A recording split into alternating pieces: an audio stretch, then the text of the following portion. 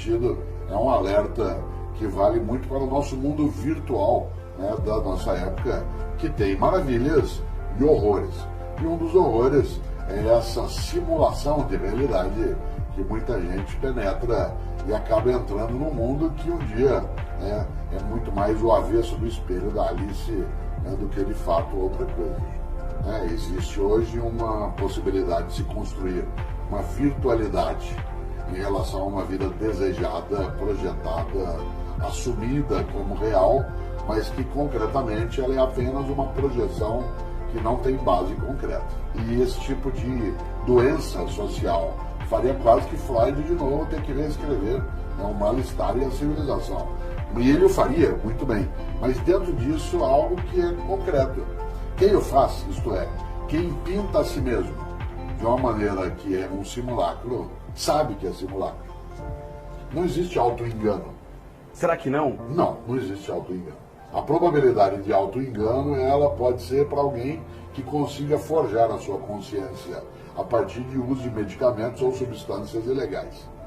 Aí sim. A obra de um professor de matemática, né, do século XIX, que foi o Charles Dodson, que apelidou a si mesmo de Lewis Carroll, e escreveu Alice no País das Maravilhas, que é um livro que no século XIX antecipa muito daquilo que será o mundo virtual do século XXI, isto é, o que é realidade e o que não é.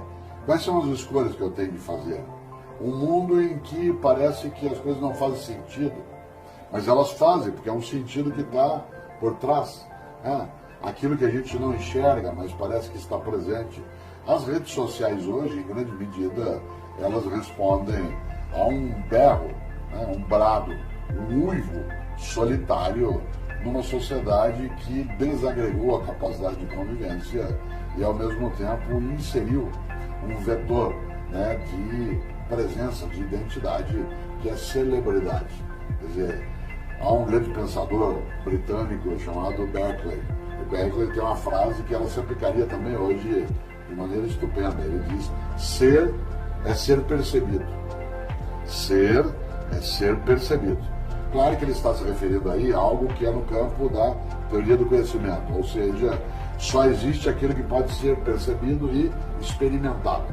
Mas essa frase do Berkeley, que remonta a alguns séculos, ela serviria para agora. Ser é ser percebido, isto é, quem não é notado, ele parece que não existe. Se ele posta algo e não há likes, ele é alguém que se sente unliked. Né? Se ele posta algo e aquilo não tem ressonância, parece uma ofensa. Né? De um lado, por exemplo, uma ferramenta social de rede, ela me conecta com velocidade com o que eu preciso. Por outro lado, ela pode me deixar, né, forjando um mundo dentro do meu castelo. É claro que as redes sociais, elas produzem capacidade de agregação, mas elas também permitem a possibilidade de dissimulação. Né? E, portanto, em que se possa disfarçar uma série de angústias que estão colocadas aí no nosso cotidiano, numa vida que, em vez de ser veloz, ela é apressada. E esse apressamento no dia a dia leva a perturbar a capacidade de meditação, de reflexão.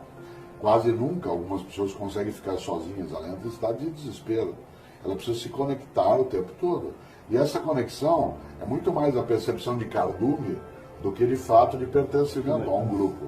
Ela tem que se movimentar junto com o cardume, que é a lógica do cardume de sardinha dentro d'água.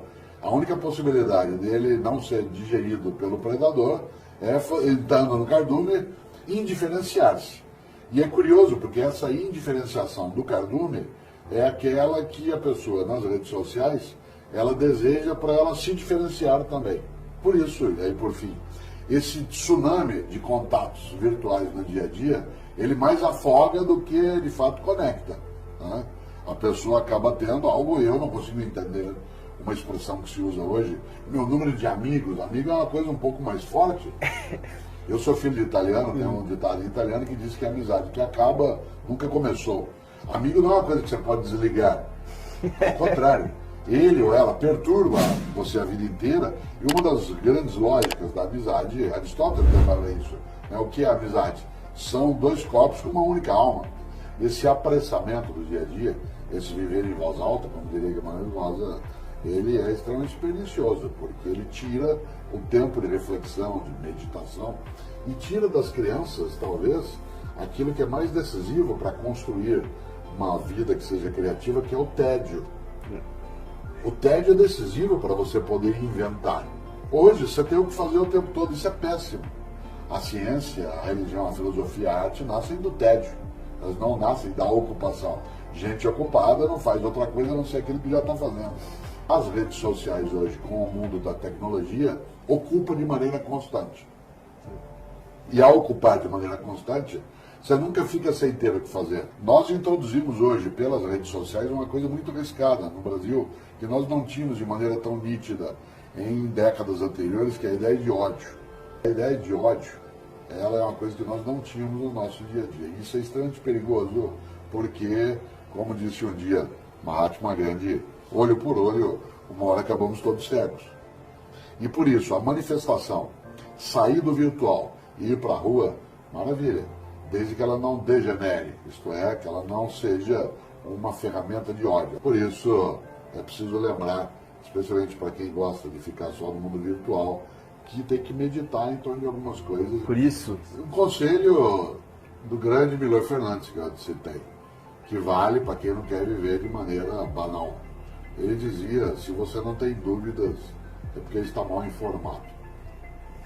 Se você não tem dúvidas, é porque está mal informado. É preciso suspeitar de algumas obviedades.